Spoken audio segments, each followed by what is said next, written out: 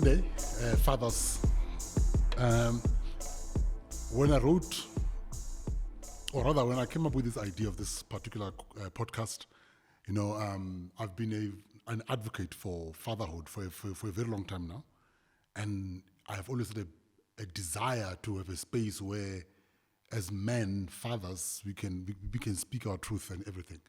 Now, I wrote a piece, because as this is our first episode, I wanted to introduce what is this podcast all about? What is that we are saying?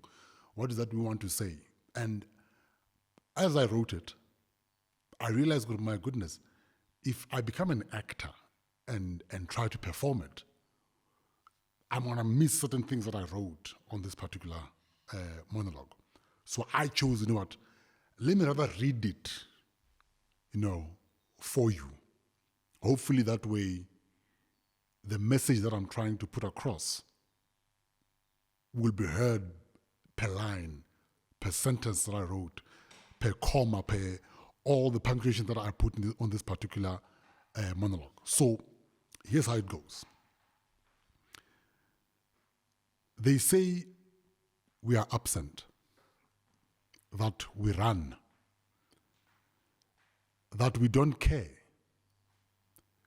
But before you call a man missing, ask who moved the ground beneath his feet. They took our land, our labor. They took our names. They scattered us across provinces, across Africa, across the world, put us in compounds and made us strangers to our own children. And then they had the nerve to ask, where were you? My name is Fumani Nshulwana. I'm a father of 3 kids, and I am sure of it. And I'm the host of this particular podcast. Now, welcome to the Father's Chair, a space where we reclaim our stories as men, as fathers, as sons.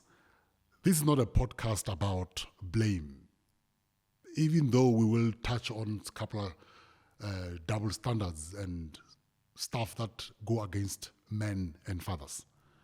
It's about truth, about legacy, about healing. We're shifting the lens from the stereotype of men who are absent or present but emotionally disconnected, or even willing fathers blocked from their children, to the reality that there are men who are present, consistent, and are deeply committed to the fatherhood cause. Every week I'll sit down with men from across South Africa, the globe, and Africa, young dads, old ones, the broken ones, the brave, the becoming, to hear what is their reality of being a father. So, whether your father was there every step or he never stepped up, take a chair, sit with us, and let's have a talk. Now I'm sitting with a guy, with a man, very brave man. It does not really go with it. Every time there's a brand that associates with a person. I'm sitting with Mr. Dynamics. He's our first guest for this particular episode. I thought of no one else to be part of their first episode because of what he's achieved, what he stood for, and what he fights for. Mr. Dynamics, please economy the introducer. Introduce yourself. Say, who is Nico Dynamics? Wow, sometimes it's easy to have someone introduce you than to introduce yourself. But I'm honored to be the first guest on this show. I think this is befitting based on the things that we've done together in as far as fatherhood is concerned. So, like you said, my name is Nico, aka Mr. Dynamics. I go by Mr. Dynamics because Nico is who I am. It's how do I put this? So Mr. Dynamics is an alter ego. Mr. Dynamics is a personality that was deliberately created to achieve certain things. I was born Nico, but I became Mr. Dynamics. So all of us have that alter ego. Most people, they haven't just tapped into that. So Mr. Dynamics is what I tap into. Like, you have Peter Parker and Spider-Man.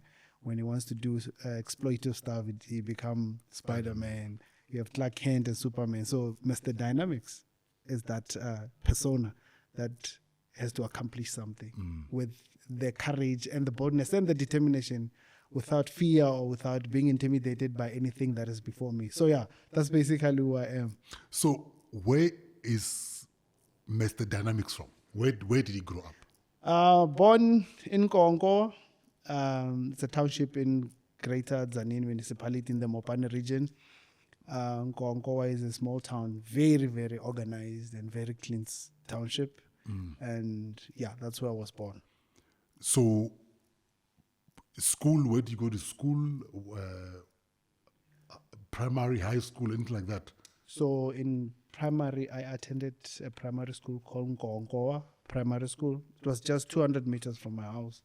There was no fence during those times. I would just walk into the school, not even via the gate. There was no main gate back in the 80s. So just walk into school. And, no. But it's on a highway. It's on a main road. It's on a main road, but they fenced the school. I think it's a year or soon after we left. Before then, it was not fenced. Was there any accidents? I mean, I'm talking about kids being... No. We never had such. We never had such. So even the traffic volume, remember back then, there were not a lot of cars like we have today. So the traffic volume was very low. If there was a car, there was one car on that street. So and probably because I'm sure there was still very communal setup. yes, exactly. So people respected our kids are going to the school. Yes. We need to be there. Yeah. So I would just go from my house, jump the street, go into the school for 4 years. Jump into the school, and that was it. And then high school. High school, I went to Hudson Tzaneen. So we relocated to Giyani when I was doing standard 7. So by the end of standard 7. so by the time and I couldn't fake that. I couldn't fake that. I wish grade what would have come, but no. So standard 7. Then we moved to Giyani. So I did 1 year in Giyani in a high school called Moabi. That was not my choice. I did that because when I was in Hudson, I chose commercial subject. But let me tell you the story when I got to high school. So I decided before I chose the subject that I did that I didn't want to work for anyone. That's why even today I haven't worked for anyone. Wait, and what grade was that? I was in standard 5. It's not. Standard 5 is grade 7. Yes. It's not grade 7. Yes. Annie? Yes. Plus 2. Yes, plus 2. Yeah. So I was in standard 5, what they call grade 7. So how do you understand the concept of, I mean, you're a child. It's not 5. How old? Like 11, 12. 14, 11, 12, yeah. How do you now decide or know, Kuri, this is the path I want to go? Because remember, access of information back there, especially for black people, it was not that great. What triggered that? Kuri, I don't want to work for anyone. Yeah, so in my book, A Life That Chose Me, I took time to go back to investigate that. Most of the time, we think we're in charge of what we become without understanding that our makeup dictates what we should do in life, even though you make choices in life.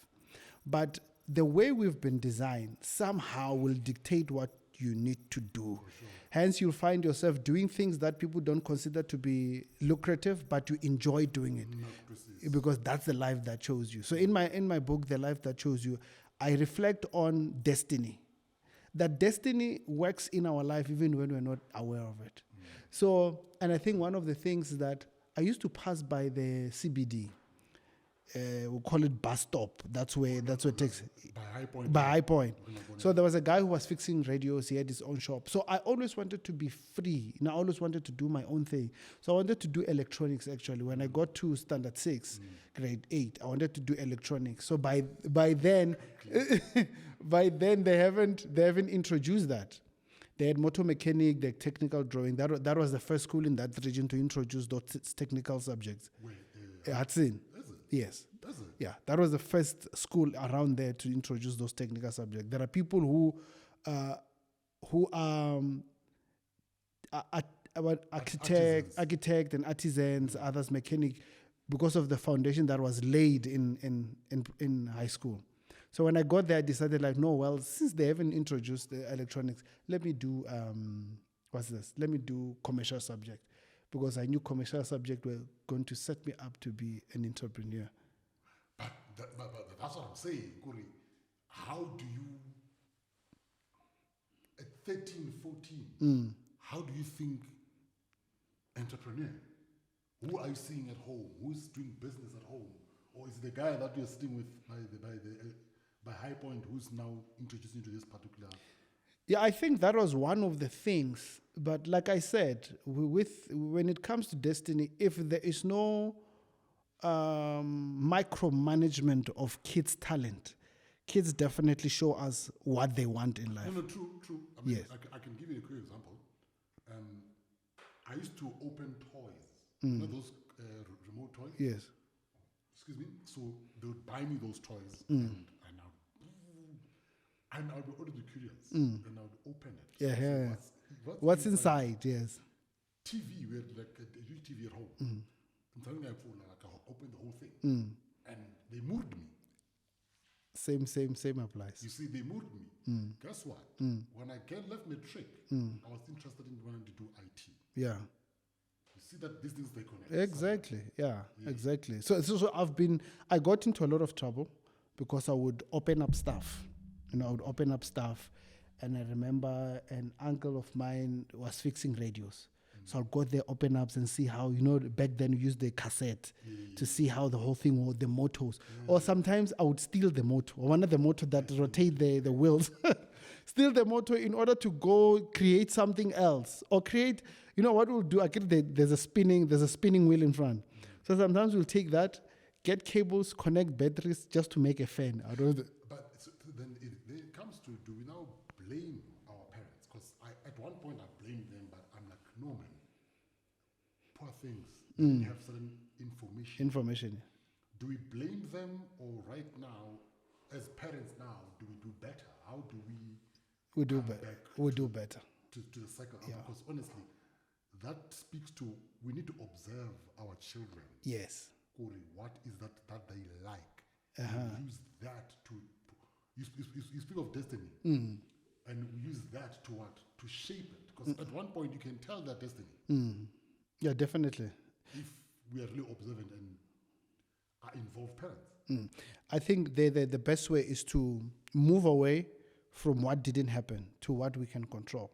Because in as far as our parents are concerned, they did what they could based on their knowledge, exposure, and background. So everything that they did was hinged on the fact that they didn't know certain things, they were not exposed to certain things.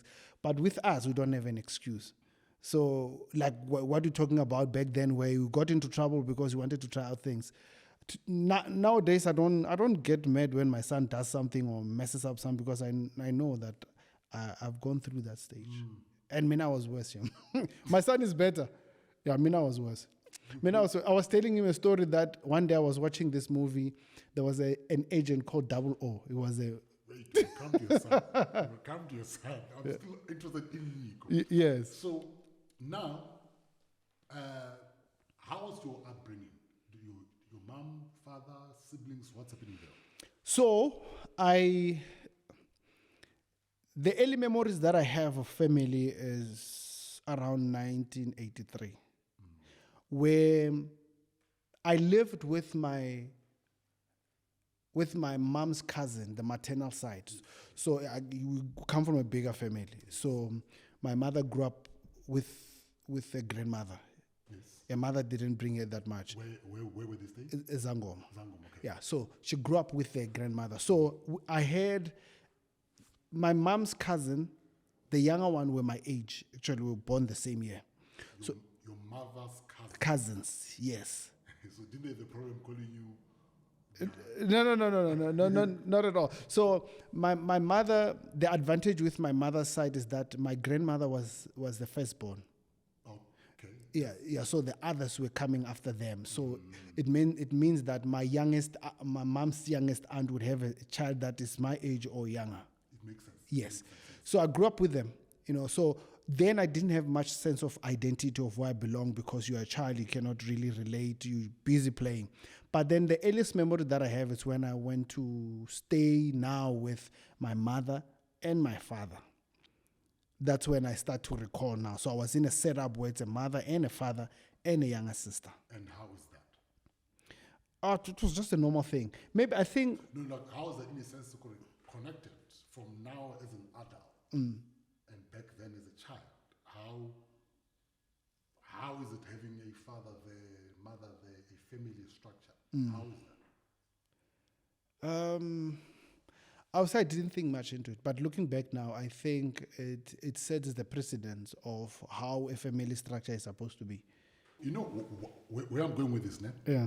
Because the whole issue of fatherlessness, I did not know about that thing until I left my vacuum. I'll call it vacuum or our space. Because in that side of the world, Tzaneen side, if you check now, actually, look back, you realize that mother and father were there. Exactly. Even if there was no father, but there was always men in the community. And then we grow up, we find now there's a system outside that where you feel like, hey, it's a norm that there are no fathers in the community. Hence I'm asking you, does it shape you? Do you think we need that more in a space where fathers and a family structure, it needs to shape the future of our kids and their thinking? Yes, definitely. We need something modeled out. And that's what I'm saying. For me, I like the fact that you mentioned that when you moved out of that, you started to realize that there's another reality that exists out there. So I think that is very important. That's very key because that will play a huge role later in life. And I don't want to get there yet because I don't want to be ahead. No, true. Yeah, that will play a huge role in life. That foundation will stay with you for a lifetime. It will stay with you for a lifetime. And the fact that, and I think because the setup in which you grew up in, there were not a lot of men who went out who were economic migrant. No, we didn't have that. Yeah, we didn't have that. We didn't have that at all. Yes. So we're not used to a father coming back during holidays or stuff. So it was always there, It became a very shock for me, to be honest with you, when I grew up, when I went to boarding school, and I learned sometimes fathers come back once a year. And then when I started my foundation a couple of years ago, I learned it was actually a norm that fathers don't come back. But Exactly. What do you mean? Yeah, in some society it's a norm. But when you look at it in the context of South Africa, it's a lot. It's a lot. It means something was done well within that. I want to say community of, I don't want to say Tonga people as a whole. I don't know how Guyana was like. Probably it was the same model, I think. It was similar. It was similar. Yeah. Because that means that whole homeland, how it was set up. Fathers were there, families were there, kids. Because even me, to be honest with you, as much as one would say, I don't like how, like is a very bad, strong word. My father and I's relationship, it was not like me and my kid. It was because of where my father is from. Yes, exactly.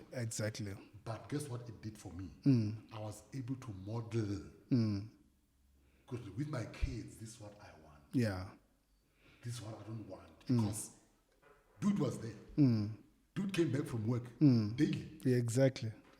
He slept inside the house daily. Yeah. So, do you now think the fact that there was a separation, which was very intentional, we'll touch on it some other time, the migration labor, don't you think we now need to reverse that intentionally? Yeah, we do. We do need to reverse that. And we need to look at the impact that it had.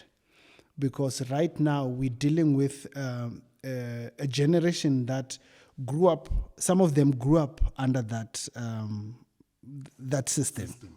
And now they are working so hard to fight that. And I think a lot of men have done well, actually. We don't really celebrate them. That's the whole point of this podcast. Yes. There are things that I hate, that I hear things like, no, you can't celebrate a fish for swimming. Exactly. I hate such statements. But guys, we know we've got an issue of fatherlessness, which it was not of our making. Yes. Let's be clear about that. Yeah. It was not of our making. The system realized a strong family creates strong people. Yes. So they broke that intentionally. Yeah. So if you see black men being involved, we need to encourage that more so that we can have others coming in to do that, because we need to. There's a stat that states, white fathers, Indian and Asian fathers, their involvement in their families. When we look involvement, it doesn't necessarily mean they are married. Their involvement in their kids' life, it's in the 80-90%. Yeah. And then we as black people, we are sitting at 30-something%, 32. That's very low. That's very low.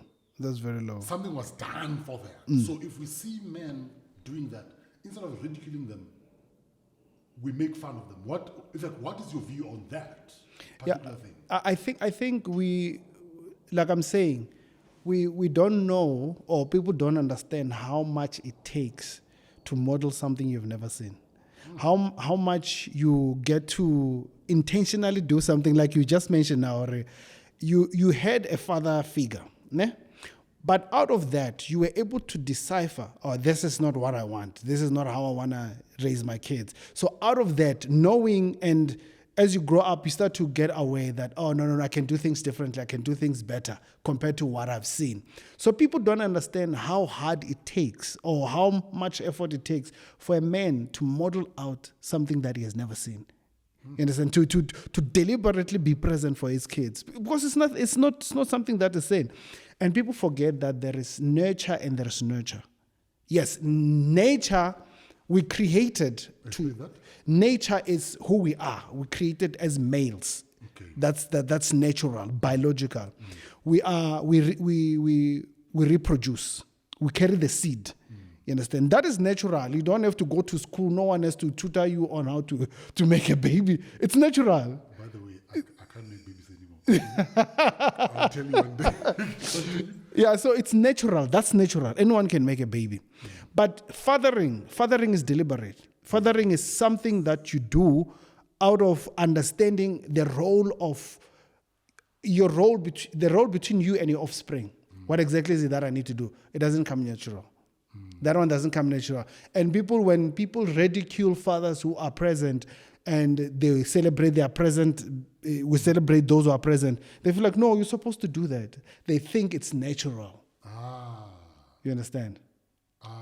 Well, it's actually, hence there are stepfathers who actually come up because they are intentional in doing this particular act. Yes. Because I was on SAFM like last night or the other night. A caller said something very interesting. Guys, being a father is actually a verb. It's not a noun. Because it's a do. It's a doing word. You do it. You understand? Yeah. As opposed to I'm a father. It's not a label. It's a function. Yeah, it's a function. Hence, when you talked about my early childhood memories, the man that I knew as my father was actually my stepfather. But I didn't know that. Okay, please explain that. I didn't know that. So he was doing the role of a father. Yeah, role of a father meaning he nurtured, he did whatever he could do. Even though I was very critical of how he did his fathering, And it goes back to how he was fathered. You understand? He never had a father figure. You know, I learned later in life that there are 4 types of fathers. Okay. Authoritarian father, absent father, passive father, and a loving father.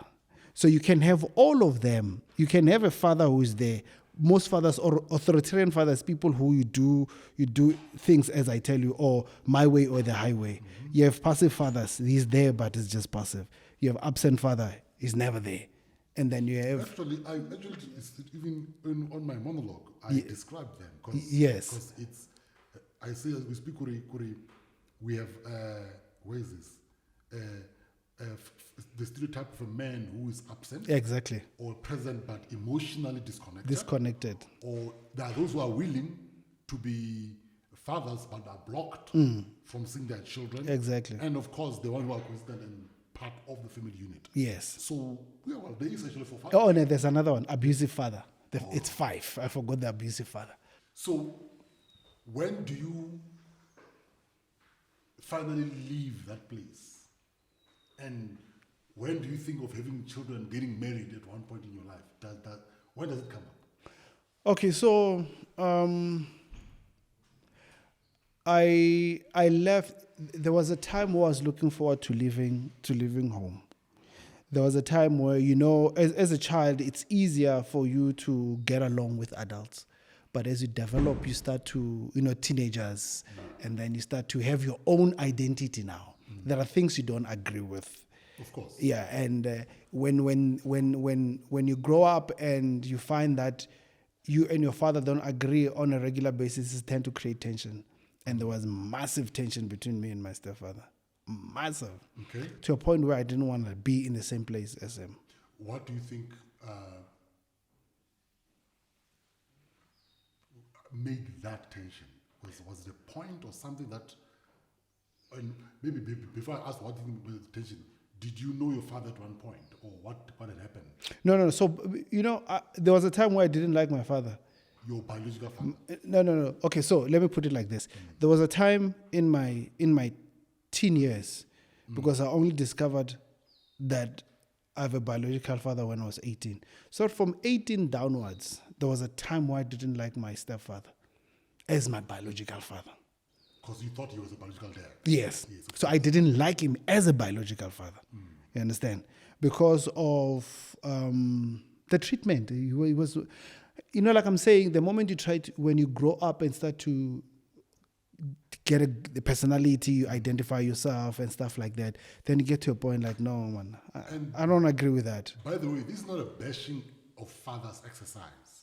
This is us comparing notes and acknowledging, Kore, where they grew up and how they grew up shaped people. You know, so we are here to take notes on we can be better as my father, because half the time and more than a lot of time we've got a lot of voices that are not men speaking on our behalf. So this is us fixing our own narrative. So when you say, Kore, you start feeling good, no man, I don't like this. What is your reaction? Because teenagers have a tendency of rebelling and being very. You know, I was very rebellious. Sometimes I don't understand where to rate my rebelliousness. So what made, like, right now, as an adult, as a father, what do you think attributed to that? I think what attributed to that, okay, let me talk about myself first. I was not an easy child to raise. Okay. By that I mean I was naughty. Okay, what is naughty? Because naughty can be very general. No, I used to gamble. I used to steal money. So I'm telling you about things that I was responsible of. I would steal. I would go play zippy. What would make a child steal? What would make a child? Because I don't have. But I was stealing because I was. I don't know. But what I'm saying is I was not an easy child to deal with. And whenever I would have an opportunity to, if I see money somewhere lying around, and then go play, understand? And I think for me, that was a way of kind of like I had a lot of energy and I was looking for an outlet. Oh no, that's very important. Yes, I was looking for. I always say, Kuri, no, not me, but energy can be destroyed. Guys. Yes. It needs to be channeled somewhere. So you think in a way. Ooh. For man, the energy, like, I mean, when I was doing Standard 1, during break, a military helicopter passed by. And I think we saw it with 3 friends. It was flying very low. We followed that helicopter until it landed Basaf. There used to be this factory's Basaf. It landed at Basaf. During break, when we got back, the break was over. Of course, it's very far. It's very far. From the school to, it's like, my God, how many kilometers? Probably 2, 3? Yeah. Just to go there, just to watch a helicopter. Then came back, got into trouble because, like, where did you go? Like, we saw a helicopter and we followed it. But again, and this is where I want us to go and be open up as a society, as Budaki. Guys, being open and being exposed to different things, it really helps our kids to become innovative. Exactly. Because that, instead of being in trouble, that should have been a moment of curiosity. Basaf was in our township. Exactly. Yeah. So the other thing is, like, instead of trying to be curious about what might have triggered, remember, you can only dream in relation to exposure. That's too much English. You can only dream in relation to exposure. Meaning you can only be aware of, you can dream of things that you know exist. So if I want to buy a Maybach, I want to be inside a Maybach and feel good in journey. Exactly. So the exposure of a Maybach being available and someone owning it gives you hope that that thing is attainable. Yeah. So a person can only dream in as far as their exposure is concerned. A kid who has never seen certain things, it's very difficult for them to dream at that level. So it's only when you expose something to something higher that actually opens up their mind to say, I can dream to that level. I can attest to that. Yes. Here's why I'm saying I can attest to that. And for please do on silent. That's why it goes T. Yeah? Here's why I'm saying I can attest to that. So I grew up in a village. 14, 13, 15 somewhere. They take me to boarding school. Jiggy, every time I come back, I'm not close anymore to my friends. My friends. There's some sort of a distance. And for many years it bothered me. Until I realized, oh my goodness, my level of exposure is different. Because remember, at school, I'm attending school with kids from Mozambique, others from Swaziland, there's a kid from Malawi, I think. So you see, and those guys now remember where they're from, they've got other exposures. Exactly. So when we mix there, I had kids from Joburg, kids from Soweto. I was with them since I was a baby. Hell, the first time I was exposed to cocaine, I was 14 years old. Well, exposed in the sense of I saw it, I didn't sniff. My other guys, and that's what I knew, because I've got very good self-control, not peer pressure. Yeah. So my point to Kuri, exposure is very big. So you're right when you say, Kuri, you dream and understand based on your exposure. Exactly. So anyway, you want to say something? Yeah, no. Yeah, so that was the relation in terms of understanding the world. But again, your question was, then when did I realize the drift between my father and I, or understanding in how he does things? So for me, it was a matter of, we don't see things the same way, and not seeing things the same way. It's only now that I realize that we're worlds apart in terms of exposure. Don't you think, I know the exposure thing, but something else came to mind now. I'm sorry for disturbing your thought. Something was also maybe screaming inside you. Your body knew, maybe this is not my dad. The funny thing is,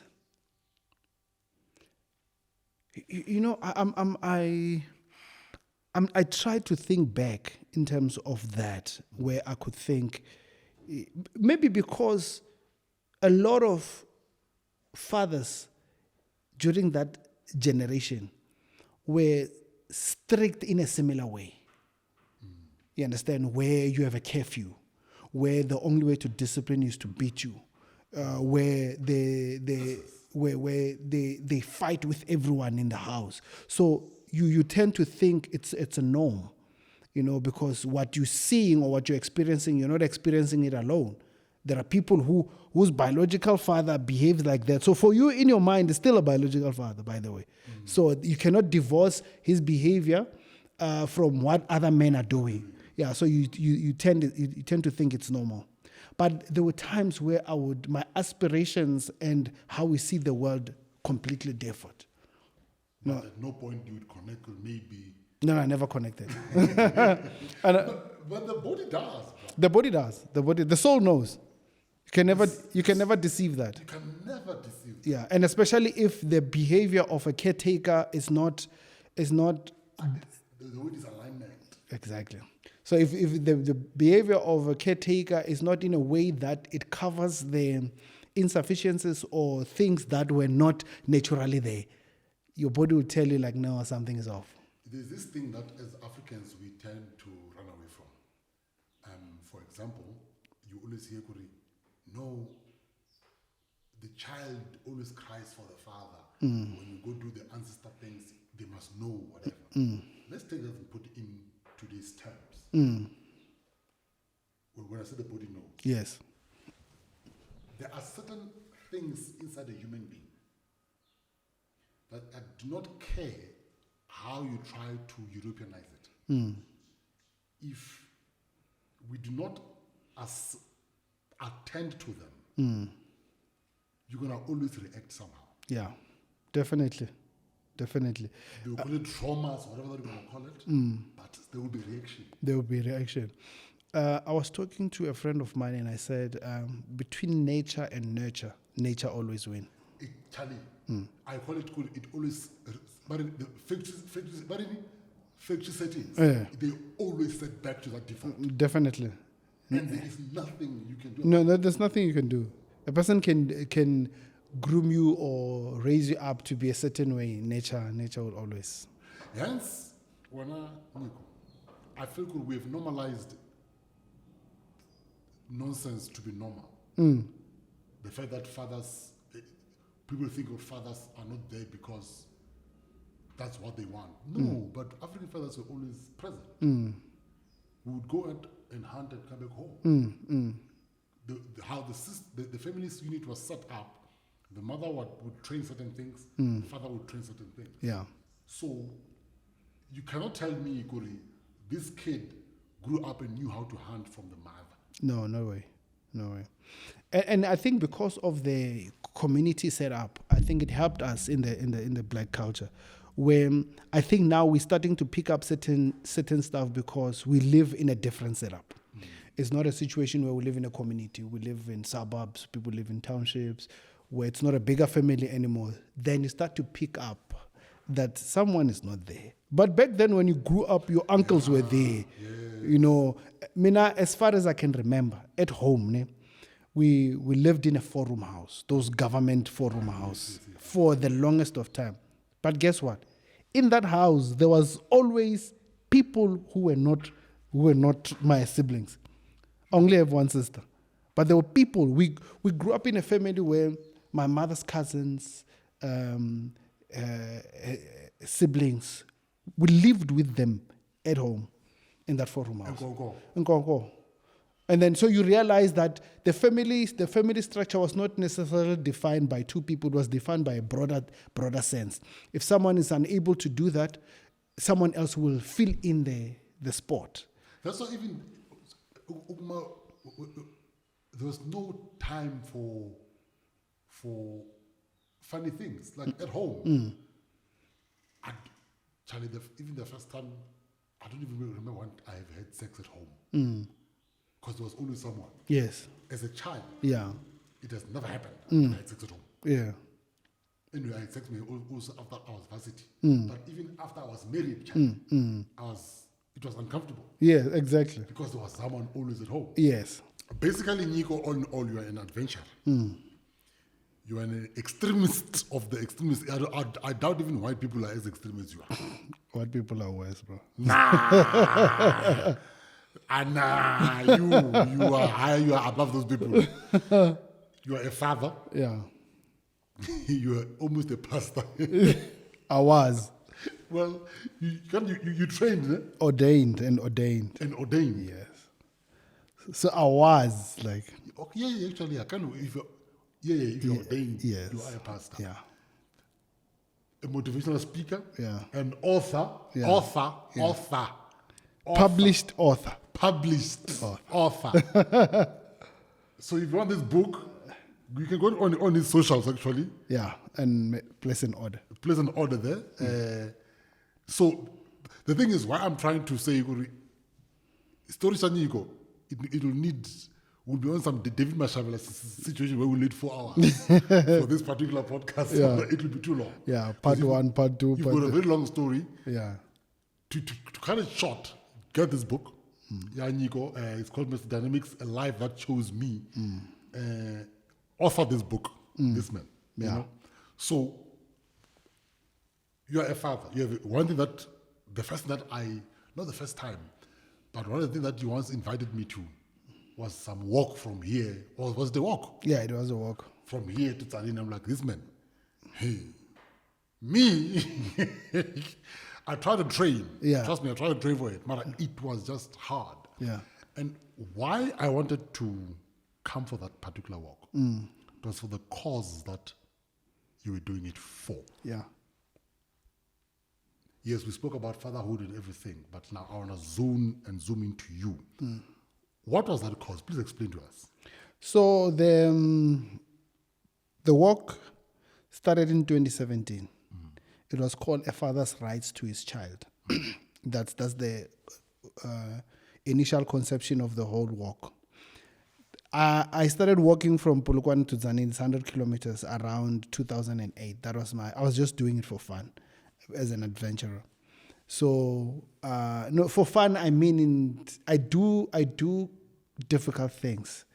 I was asked some few weeks ago on my approach to life, and I said, I don't do things that I'm guaranteed is going to succeed. I do things that failure is certain, so that I push myself. I like that. You understand? It's like you kind of setting a standard for yourself. Listen, if it's too high, Yeah. you just need to push yourself harder. Exactly. So oftentimes people ask, Nico, have you run Comrade? Like, no, I haven't run Comrade. Say, why? I too can do easy. it. I can do it. For you, it's too easy. Yes, I can do it. Unless if I want to run competitively, of which I can train for that. Yeah. But what I'm saying is that, Comedy is easy for you. yes, It's a very low bar. yeah. So I don't want to do something that is not going to take me out of my comfort zone. I mean, I've done things that I felt like, oh, these things, yeah. But with you, though, there was a motivation. Yes. So going back to the walk. So the initial conception was father's rights to his child. Why father's rights to his child? So I have a son who's turning 12 this year in October. And when I was married, I made a decision when I became a father that I was going to be a best father. Hence, it took me time. When my son was born, I was 36. Even though I wanted to get married around 25 and have kids and stuff like that. Isn't that all our target? So life doesn't always work out the way we want. So I had my son when I was 36, and then I decided this is what I want to do. The way I was so in terms of intentional, in terms of fatherhood. oh yes, I moved from Tzaneen to Durban, where my wife was working, my ex-wife was working, to be there. So basically for the first 2 years, I raised my son because now I was working from home. And I do outdoor activities. I'm a personal trainer, I'm an outdoor coordinator and stuff. So I was working from home and a photographer as well. That's why I started my photography and videography thing, because I had enough time to learn a whole lot of stuff. So my son was with me every single day. So the bond that I built with him, it's unmatched, because it was intentional. I did it on purpose. the verb. Yeah, I did it. Fatherhood is a verb. Yes. And then, so when I separated with the mother, things didn't go as planned in terms of how we then look after the child, both of us. And I remember I used to say this, that if something was to happen between the two of us, let me keep the child. I was saying it jokingly, like, I'll take the child. You understand? Because for me... I'm that guy, man. Yeah. My kids must be with me. But for me, I can remember vividly the day my son was born. I remember because for the first time in my entire existence, I knew what love felt like.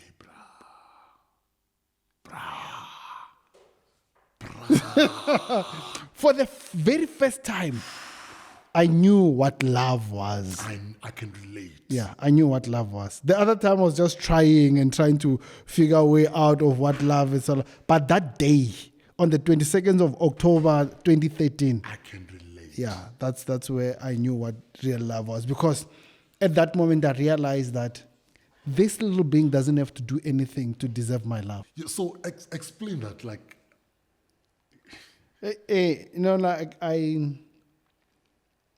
I've never cried because I was happy, but that day I was fighting tears. I was fighting tears, and that changed my outlook. I mean, the day I became a father, that changed my outlook, and I knew that things were not going to be the same. By the way, I was still living in Tzaneen, living and working in Tzaneen when my son was. So I had to go to Durban when he was born. Okay. And the things that I was part of the process of the checkups and stuff, go for all this kind of stuff. And the first time you saw the scan, how when you saw it, like how was that? It was quite exciting. And the first kick? Yeah, no, it was quite exciting. Life, But for me, I felt a sense of pride in that. And so the moment I became a father, it was my task or my responsibility from that moment to say, this is what I'm going to commit myself to. It doesn't matter what comes my way. I'm going to be here for this little being. And then 2 years you're with the guy, and then what happens? Most of the time when it comes to parenting, and I was intentional, and I set boundaries. The boundaries was to say that everyone who is part of my life, everyone who surrounds us, whether from my ex-wife's family or my family, they are just additional. Yes, I am going to take full responsibility of raising my child. I agree with that. I remember one of my son's aunt wanted to name him. I said, it doesn't work like that. Not here. It doesn't work like that. You had your own chance with your own kids to name them. It's not going to happen here. So I decided this is how I'm going to raise. Let me guess. Didn't they say, Wadelela, you are not? No. I'm upfront. So most of the time, people get that sense with me. Yeah, I'm upfront. I don't want to give you a wrong impression about myself. Now, in school, I was not the type of kid who they use as an example. I was used as a warning. I was not used like, you should be like me. You go, no. Don't be like. So I've never been. I don't want to be in people's good books. I want to be right. Yeah, I think that's one that I find that I'm like that. Yes, I'm like that. With my son, I remember I once took him and his grandmother. They're like, no, he's too young. Don't go with him. I'm like, no, who is supposed to bother? He's my son too. He's supposed to bother me. You can't bother the mother only. And it was quite weird and a shocker. What? Like what? So I think one of the things that I relate with you in terms of that, because yes, we need to create a very intentional verb fathers. Yes. Even my son had a big afro, a huge afro. He's got good hair. So, when kids are born in African tradition, they say, cut. It's like, I dare you. So with Isemi, I don't cut yes. my kids' hair. So with my wife now, we didn't cut the firstborn. Yeah. We kept the hair cut going. One day I came back, the hair was cut. Charlie. You went. Because she knew I didn't like that. Yeah. And then I think she was just, I don't know how she got to a point of cutting, right? But with number 2, with number 3, not that hair is still a hair. Because she's so hey, this one. Hey, you don't want that Why couldn't that war. Why couldn't the hair's the hair? But anyway, continue. Yeah, so I decided this is how I'm going to raise my son. So for the first 3 to 3.5 years, we did things the way we wanted with my partner, then partner. And then something happened along the way. I don't know what. And then when you start to allow outside influence to dictate how you run things, then things become complex. And then we grew apart. And growing apart, it meant that we ended up not being together. But the things that we have a child. Then how do we go about raising our son? And it was like, it's going to be done according to my rules. You know, and I think this is a misconception that most women have. They think they're in charge of the children about everything. Yes, they think they have primary custody of kids. Of everything. Yes. In terms of what? I'm like, but no, Charlie. Yeah. You see, this is one of the reasons for this podcast when I met the dynamics is to dispel such notion. Yes. Where our women think they're the one who are in charge about the outlook of these kids about everything. No, ladies. No. If that child is born between 2 people, therefore it is the both of us responsibility to discuss and agree and discuss and move with what was agreed upon. Even legally. Everything. Even by law. So for me, I was challenging I was challenging a system that prevailed for years where, and this is what, I think this is what people grew up seeing. When a mother, when a family falls apart or when they divorce, the kid stays with the mother. You understand? So it was a given, and it was a system that it's something that was entrenched in people's head that no, this is what's supposed to happen. And I said, no, this is not going to happen with me. It's not. We're not looking at our interest. We're looking at the interest of the child. This child is mine, and you cannot separate the two of us. You know, you can't separate the two of us. So how do I then tell him that no, son, the system dictates that you live with your mother, and they decide on how things are done. Imagine the trauma that this person is going to go through. Exactly. We're not going to reverse that when the person is grown. Yeah. So that really, really, I mean, if I didn't lose my mind during that battle, I would never lose my mind. You know, I'm telling you, I remember I was... How long was the battle? 2016, it ended around towards the end of 2017. I remember I did a shoot. I was shooting a wedding. I lost a memory card for that wedding. That's how messed up I was. That's how messed up I was. Lucky enough, I had 2 of them. I didn't back up the stuff because sometimes I'll take and then quickly download the stuff into the hard drive. I didn't do that with that part of so there was stuff that were missing that day. I mean, those who are in film, they know the trauma of that. Of course. Yo, bruh. And things were crazy. And here's the thing, Wananyiko, is that as fathers, we look like that we are crazy when we go through such emotions. It's like as fathers, we're not allowed to be emotional about our children. No. We're supposed to be a function that comes in and out. Like mechanical. Yeah. And we forget, hey, this is my person too. As much as it's your person, and as much as I feel, you're feeling as well. So can we balance that? And I feel good. The system that we have and the society that we've now accustomed to, it's all about the mother. Now I was told, just leave it. The child will grow up. He will know who his father is. Like, what? What are you talking about? Like, guys, what are you talking about? You know, because for me, I'm saying you have to look at the relationship that I have with my son. Then you can say that. Don't speak out of ignorance. And when it comes out of the norm, it's supposed to be like this. And I'll say it's ignorance because what you're saying is unfounded. There are a lot of people, and what really gave me a wake-up call is because I was a youth pastor for some time, and I was looking after other people's kids.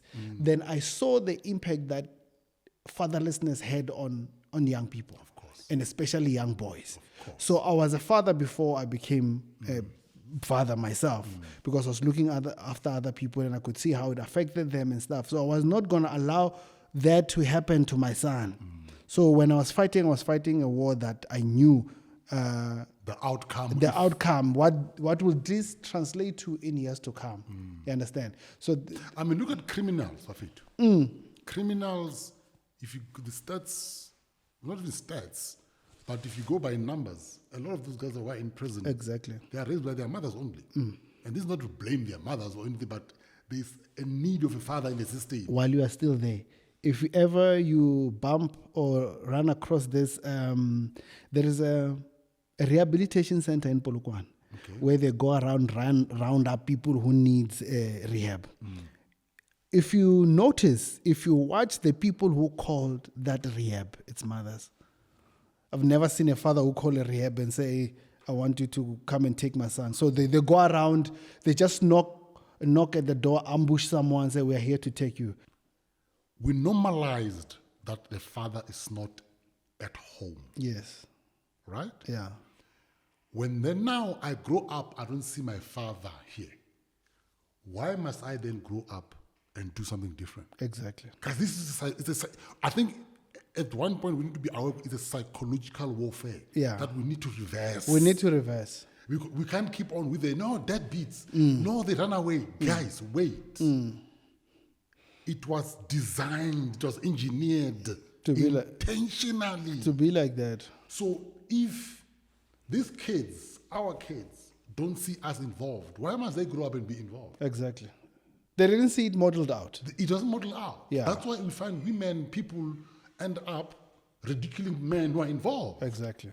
Because, and guess what? It only happens with us. You don't see it on the other side, men being ridiculed for being there. No. Charlie, we once laughed at the guy at school, in my high school. This guy, we used to be scared of this guy. Man. The day that him and his father came and they kissed, that's over. It was over. We're not scared of him anymore. Yeah. But when you actually think about it, that's affection. That's affection. It's not encouraged amongst men. It's not encouraged among men. Men are supposed to be robots. Men are supposed to be mechanical. So whenever you show, because people would say like, you are weak. You know, like during the time where we're just battling it, like you are weak. How can they will say that about you? Other people will say that. Majida. Yes, like what kind of a man allow a woman to do? Like say you don't understand how that works. But others were saying it jokingly because. But again, where I want to go about the jokingly part, I want to give it with relation with how me and the guys at school, when that guy kissed his dad, something fell off. Yeah. It's a psychological damage. It's a psychological damage. That's why now we're about the same thing, but we are weak and all those things. We are damaged. We think normal is normal. It's abnormal, our normal that we have. Exactly. So you see, even when I went hiking, so I got this baby carrier. I'd hike with my son. I'd hike with my son, like carrying him. Like I did few hikes with him. Because I wanted to exemplify that no, you don't leave your kids behind. You leave no one behind. So for me, I was starting to model out something that I didn't see. And it was something that I was enjoying more than anything else. And I used to tell people that I can fail in everything, not in being a father. Mjolo can nisa me, but not being a father. That I can control. I can't control someone else's reaction in terms of how the relationship unfolds, but I can control how I'm a father to this kid. So that for me was the fight of my life. So was this father's rights to his child was like, I'm going to fight. And I'm going to be a voice for other men because I've realized that men are sidelined. Men started to call me like, hey, Muna, I'm having a similar problem. Oh, I'm having a situation. So I realized this is somehow a pandemic. It's just we don't speak about because men are scared to being judged. And before long, the campaign gathered a lot of strength. But again, it gathered a lot of strength from women who knows how it feels like to raise a child with an absent father.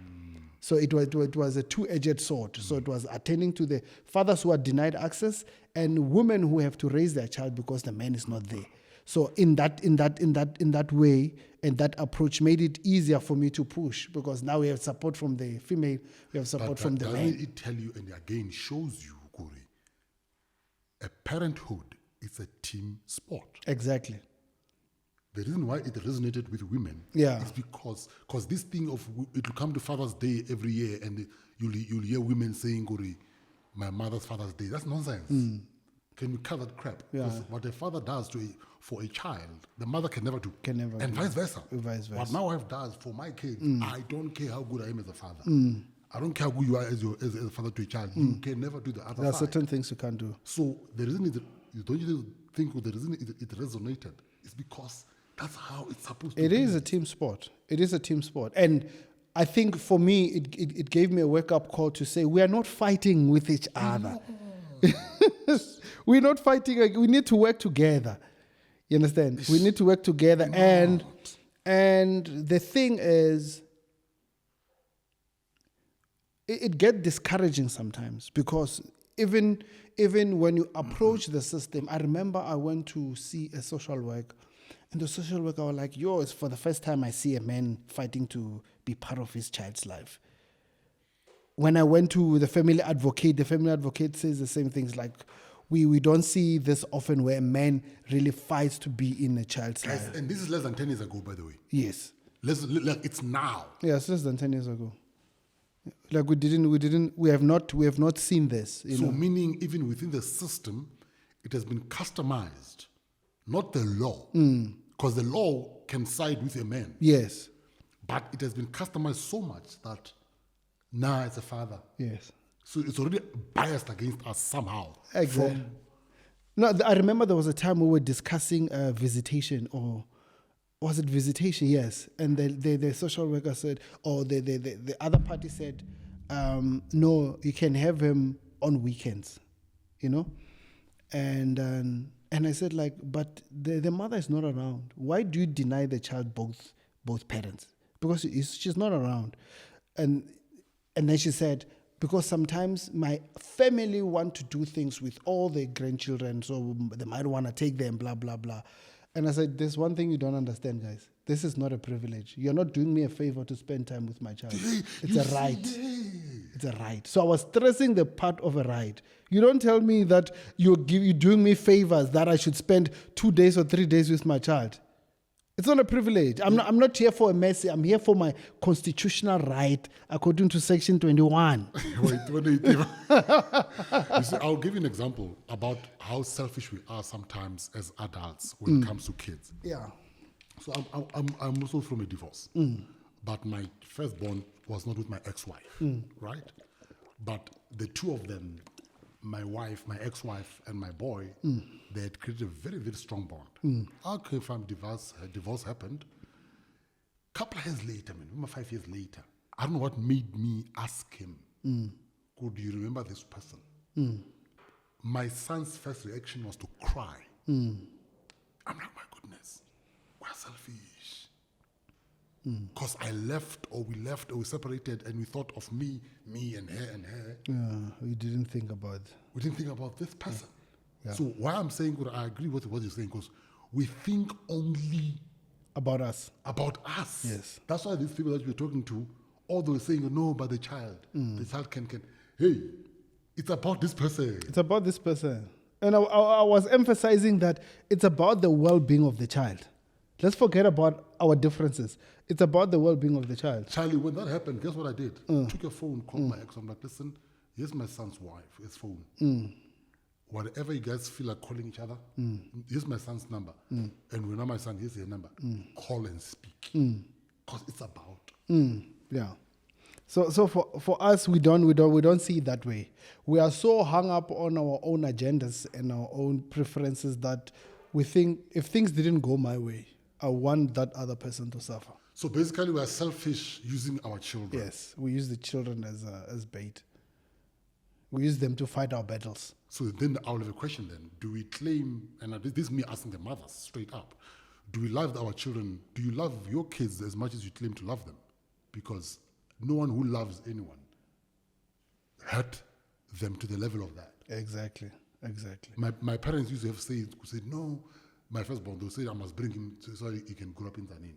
Yes, me and the mother were together. And what I would always say to them, like, guys, this person has a mother. The mother stays here. Exactly. So why must he come and stay there on my side of the family and his mother must have visitation right? It doesn't work like that. It doesn't work like that. So that's what I'm saying. I think there's a lot, from the, how things are done, we are very selfish in how we conduct this particular thing. Yes.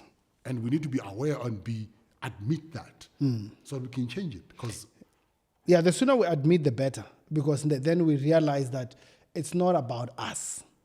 So when that whole campaign accomplishes its job, I changed it from father's rights to his child to presence and fatherhood, because I realized that in as much as there are men who are denied access, there are men who are not denied access, but they don't want to be part of their kids' life. So it was now to challenge men, to be actively involved in their kids' lives. You see, yes, the mother, Shem, we put a burden on her half the time because the kid must have breast milk, and somehow the system says the mother must stay with the child. But there's one thing that my mind can't connect. There's something that I can't connect with in my head. Why would a father not be there for their child? I mean, now things have been different. I started to do a lot of in-depth study into fatherhood and parenting and a whole lot of stuff. And I realized that most people, most men are victims. They are victims in a sense that there is no one who would intentionally abandon their seed. Doesn't make sense. It doesn't make sense at all. But because these people were, and I always say that most of men that we see, there's a hurting little boy inside of them that never got healing. When that boy doesn't heal, that person will remain a boy forever. They never man up. And part of manning up is for me to realize that I've got responsibility. But there are men that I can still meet today. I know who are over 40, who are still complaining or who are still in pain of what their father did when they were still a little boy. So there's a little boy that is still hurting in them. With this young man hurting. Oh, here's what I wanted to say. Because there is a line or something that says, hurt people, hurt others. Yeah. Hurt others, basically. Exactly. Yes. Exactly. So then what do we do? Because there is a lot of people who are still being hurt today. That's why it is said it's better to train or raise young men than to fix broken men. Freddie, that was, yes. I love that line. Yeah. So we're trying to fix broken men right now.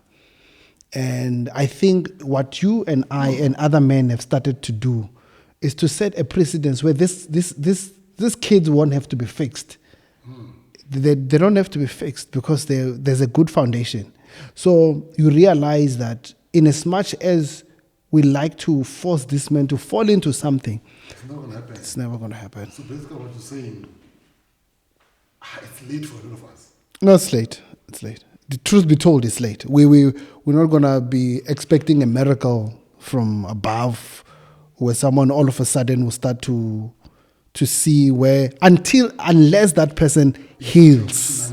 Heal. They need to heal first. Heal that boy. When that young man is healed inside of you, then you know what you need to do. Basically, these programs, we mustn't focus on people like that until if they intentionally want to come. Exactly.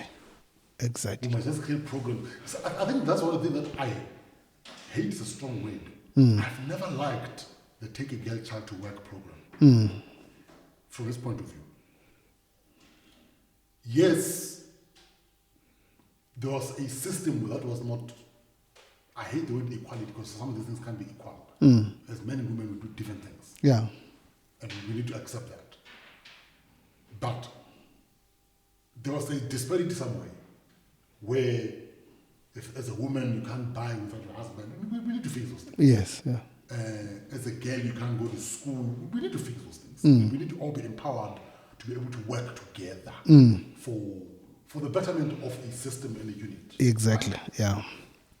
And then there was a campaign, if you remember this, like a couple years ago, strong campaign that no, we need to push women and leave the young boys aside, behind. And I was like, guys, there's a problem with that. And it's happening now, by the way. Yeah. I mean, there's a problem with that. Yes, I agree, Guri. At one point, women were left behind, education-wise and everything. To your case, it's late for those ones. Why then do we not train the young boy and young girl now together so that they can be compatible for each other? Because here's the problem. If these young girls grow up, become women, become empowered, and these ones not empowered, these ones got power, guys. Physical strength. They don't have to meet somewhere. Yeah.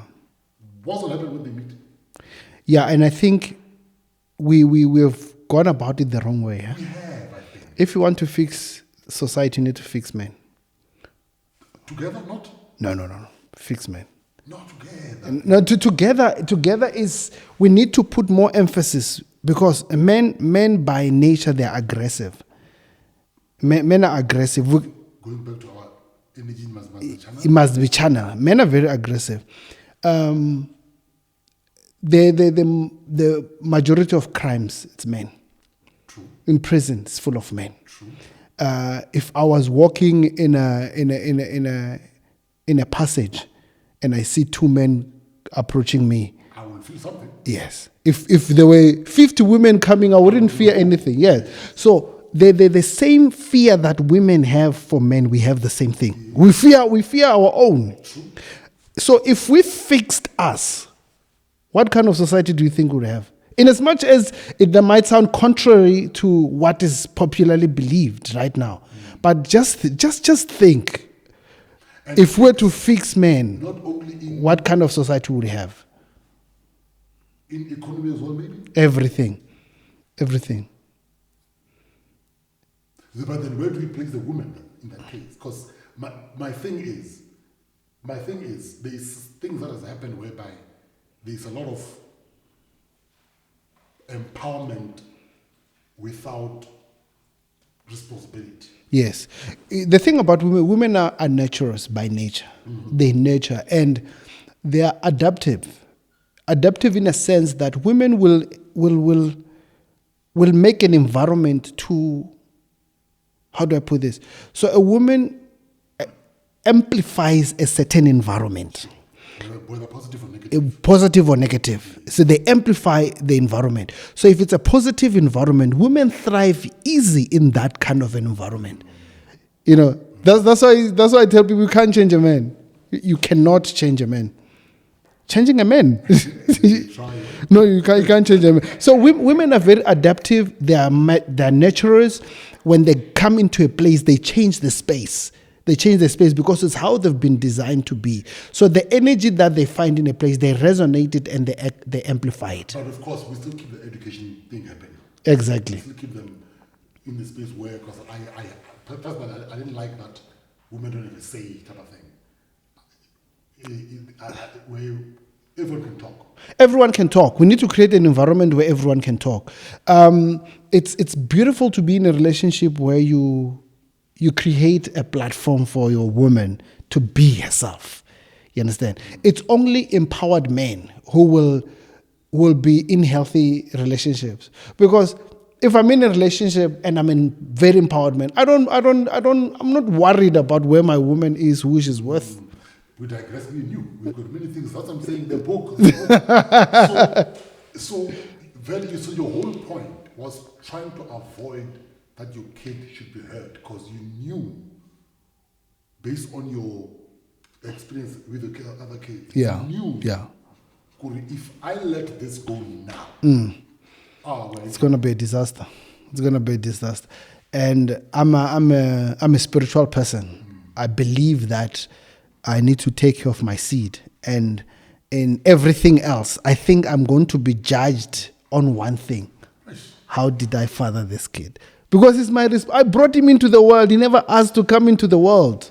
I would say to God sometimes, but God, when things are not going well, I'm like, God, you gave me 3 kids, a responsibility, Yeah. and my business is not doing well. No, it doesn't make sense. Yeah, do something, God. It makes no sense. So it's what you're saying. God, that's one responsibility that you had to make sure it was. I do it very well. I do it very well because I believe that I'm going to be judged on that fact. So how's that system now? How's the foundation, or not foundation? How's the goal or the objective with your foundation? How's the relationship with the kid, with your ex-wife? Where is that? Now we've matured in how we do parenting now. We co-parent very well because we realize about the kid. But the funny thing is, it's not a funny thing. I knew this was going to happen. Last year, my son decided to come and stay with me. So he's staying with me now. Like full time? Full time. So now it's school holidays. He went to be with his mother. He's gonna be flying back on Sunday. So he decided. And I said, I remember I told the mother, I said, if he decides to stay with you, it's okay. That's what he wants. Yay. We'll create time and space. That's what he wants. But I am not going to say, you're not going to stay with me or you're not going to stay with your mother because of how I feel about. So I've put everything to say, what does he want? Let's find out what he wants first. So if you want to stay with me, let him come stay with me. So he's staying with me now full time. So I remember last time we spoke about homeschooling. Yes, it's homeschooling. But, the homeschooling system is that they have a tutor center. So everything, all the subject that they're doing, they go to a tutor center. That's where they help them. So he stays with you. Yeah. How is that like? I mean, he is a whole human being. Normally, because I say I'm asking just for the sake of asking. For me, sometimes it annoys me. Sorry, wife, when you hear this. Sometimes it annoys me when I'm with the kids alone and she calls me and asks me how are the kids. I hate that question. What do you mean how are the kids? Well, what do you mean how are the kids? And I share the same sentiments. I remember I told my ex-wife, I don't know, she was raising concern about something. And I said, I want you to award me the same rights and the privilege that I gave you. I never asked you when to trust you or to make sure that I trust you with the responsibility of raising our child. Yeah, so don't ask me questions that you wouldn't like. Yes, but in essence, I wanted to say, don't ask me stupid questions. I didn't say that. And we're not referring to you, sister. No, I'm just saying, how do you tell a father how the well-being of a child? I hate that question. I hate it so much. Like most you drive to Limpopo and ask, yeah, mothers, please, that question is not at all. Like the way you love these people and the way you care for them, we have the same intuition. Exactly. But in the sixth sense of wanting to take, of course, I mean, that's all there. I really have words for them. So, Yeah. But in a nutshell, you once did, and I know I'm trying to push it aside. Is he interested in your extreme activity? I mean, you took a bike, and this still pains me, by the way. This still pains me. Why it pains me? I'll be thinking. You took a bike, and it's still birthed from the fact that your child goal and foundation to try to say fatherhood, and it birthed other things. You took a bike, you went to Tanzania from Tzaneen, I think you broke a record of that Kilimanjaro thing. And it's not spoken about, man. It's not somewhere in the books, even if it's there at Kilimanjaro, at Mount. Do you think your son will come one day and miss such a thing that you've done? How do we record and capture such moments for us black people especially? I think first let's go back to that whole journey. What happened? Yeah, so the journey to Kilimanjaro, by that time, and a lot of people don't know. By that time, I was not fighting for my son's access. Hence I said, of course, it got birthed along the way. It was a campaign that was really channeled or directed towards men, to challenge men. But again, to be an advocate for kids, to say what we do now will have an impact on our kids in the future. So for me, going to Tanzania, I remember someone was like, "Hey, Muna, cycling all the way." It's like, bruh, you have to really see things from another perspective. You have to see the pain of a child growing up without a father. Then you'll understand why I do the things that I do. It's not an easy thing, because I could have done it so much. People think it's easy. We don't do things because it's easy. I mean, I did the Bait Bridge to Cape Town twice. Actually, I did it twice. And so whenever I tell the story, people think like, when you are a Superman. I'm not a Superman. I'm doing that so that we have a basis to say that this whole thing is serious. But again, we live in a culture where people are so hung up on likes, trends, things that don't have substance, things that don't have a long-term impact. Hence, certain things don't have the spotlight because people like to be entertained. Do something that entertains, people will fall on the bandwagon. Okay, I hear that trends and stuff like that. Here's my issue with why yours didn't catch fire the way I had hoped it would. How much more of an impact do you think it would have had? Because that was a very beautiful, positive thing that you've done. Taking a bicycle, going through Zimbabwe, Malawi, Mozambique, all the way. That's a very hard thing. And why, for me, I'm saying it's painful. And you, on top of it, you went to Kilimanjaro. Is it like 5 hours? 12 hours. 12 hours. Yeah. Normally, that route is supposed to be how many hours? 5 to 8 days. And you did it in 12 hours. Yeah. Imagine if that caught fire. Do you think they'll had more? I'm not saying we must run after likes or comments and praises. I'm saying it will have reached more of an impact, hopefully. But Shulwan, it doesn't say much about the campaign. It says a lot about the society that we live in. Okay, explain.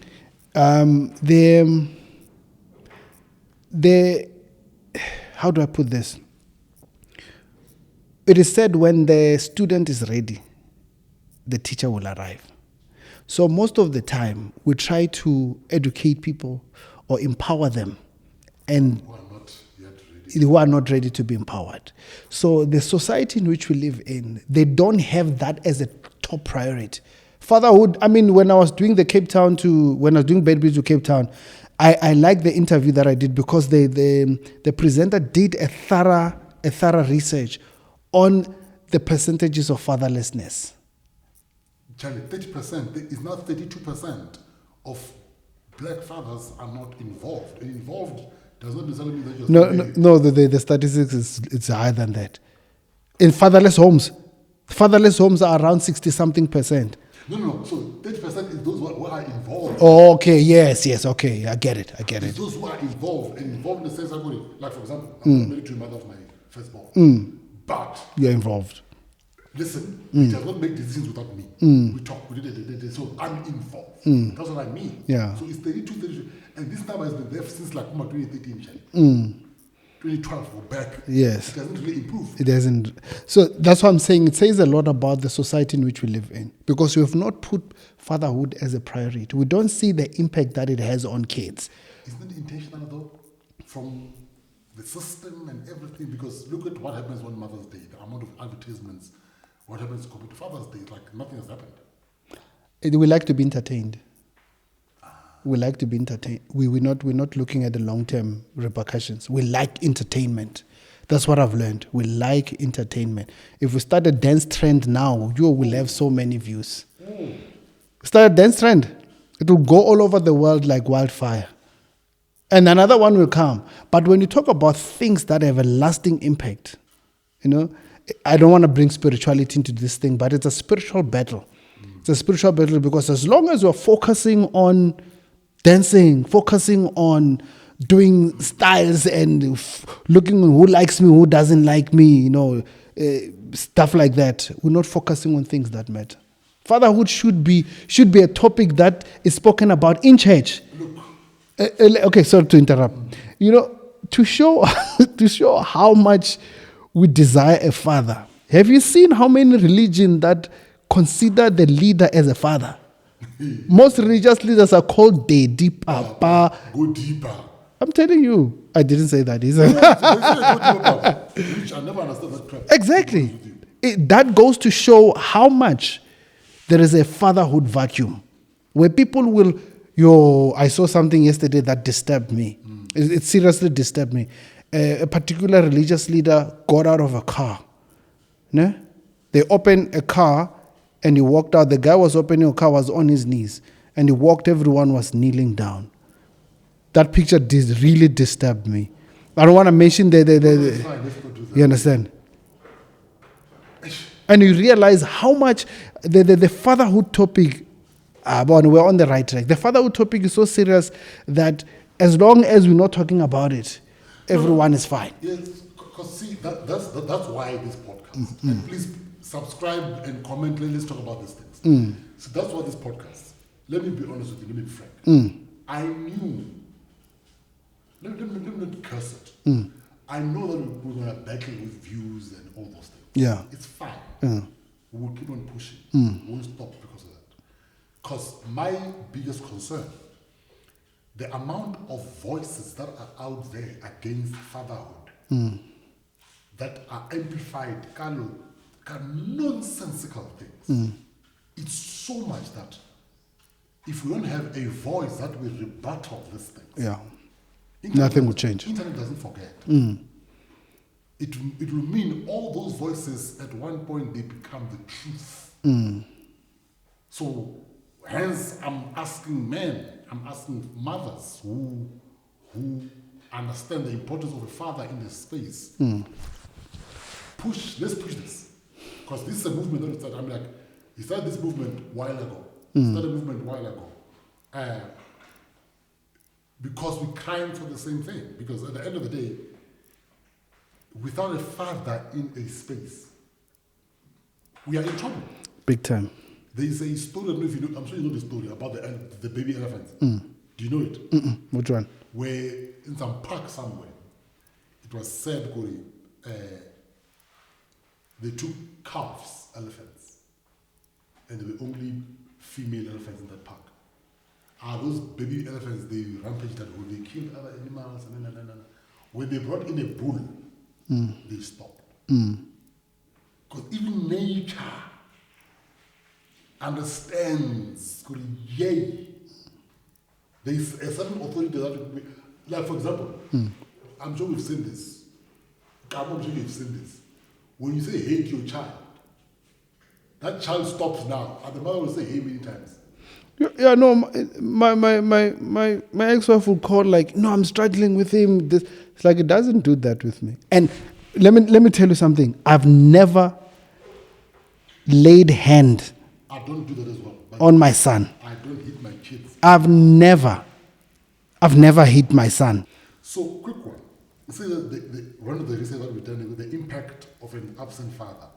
Self-sabotaging love and career, seeking acceptance, recognition in eyes of men, fear of rejection, looking for substitute, because of course with the way there's a vacuum, there is a problem. Someone who can replace the father figure, body image. Are these things that we should be really be worried about? The absence of a father leaves a huge vacuum. I even see it in females. They'll look for it in other men. They look for it in other men. You can tell like, man. I've been in dating situation where like, no, I'm not your father. Like, no. Yes. I've experienced that. Yeah, because she's looking for a father in me. Like I'm not your dad. You understand? I'm looking for a partner. Oh my God. Oh my goodness. I know a person. He said something very scary one time. I'm like, what? He said his modus operandi of dating he looks for women who have got daddy issues. I'm like, why? He's like, no, they're easy. It's true. It's what you say. Yeah. They're looking for things they want to, oh my goodness, that's what they, probably some of them allow abuses. Exactly. Because if he leaves, Yeah.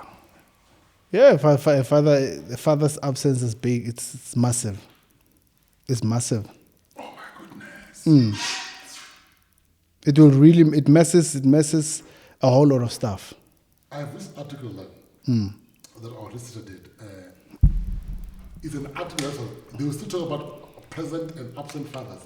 This is a 1984 article.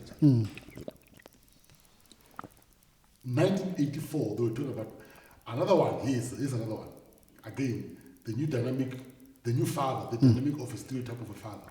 It's an article, 2016. There's one that she did here. Look the age of when that article is. Ooh. When I was born. That's a long time ago. It's a 45-year-old article. 1980. Brother. Yeah. So my thing is, as we have to wrap up this thing, my thing is, if we don't become intentional about being papa,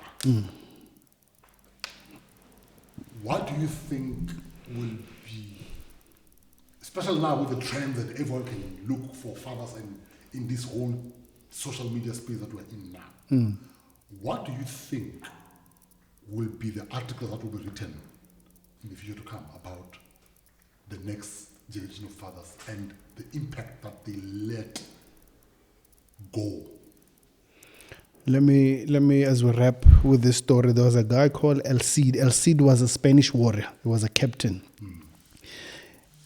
Whenever they went to fight, his enemy knew that if El Cid was there, there was no way in which they can win. He put terror into his enemies. And then one time he went to war, and his enemy said, guys, here's our strategy. Whatever we do, it doesn't matter how many people die, our target is El Cid. Yes, if we can get him, that will be our target. And then they aimed every arrow and every spear at him, and they wounded him. At the end of the day, he died. Yeah? Then when he died, his army went to battle. They were doing bad. But another guy said, "Pero those guys, they don't know that El Cid is dead." Then they put him on his armor, put him on a horse, marched him into battle, a dead body of El Cid. The moment this army saw him and the enemy saw, it changed the battle. Why did I say this? I read this in one of the books that talks about family, that when a man is destroyed, everything falls apart. So we need to bring back to realize that the leadership of a man in community and in a family, it's a huge one. If we don't fix that, I might as well forget about. And it's God ordained, by the way. It's God ordained, yeah. God ordained. I get it, we don't want to push religion, but whether we like it or not, it's God ordained. Remove religion out of it. Yeah, remove religion out of it. It's God. It's a maker. Yeah. Who ordained that leadership, whether we like it or not. Yeah. So, lest we be accused of saying, no, Nico is a pastor, therefore, of course, we stand on that. I'm saying we remove that. Remove that, yeah. That relationship is ordained. Last one, my brother. What is your thing about co-parenting? What is that we need to do to keep that relationship healthy? Yeah, I often say we are a generation of step-parents.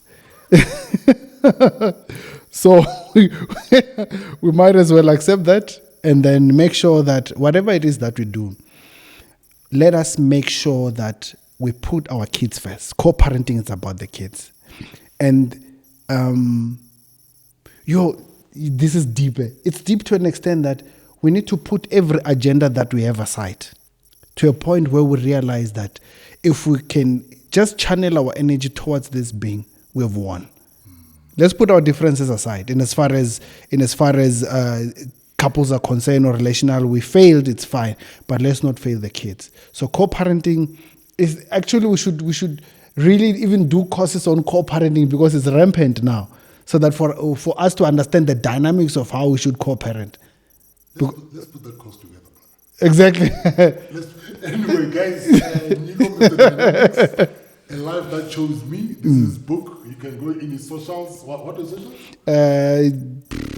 Instagram is Nico. It's Mr. Dynamics _4.5.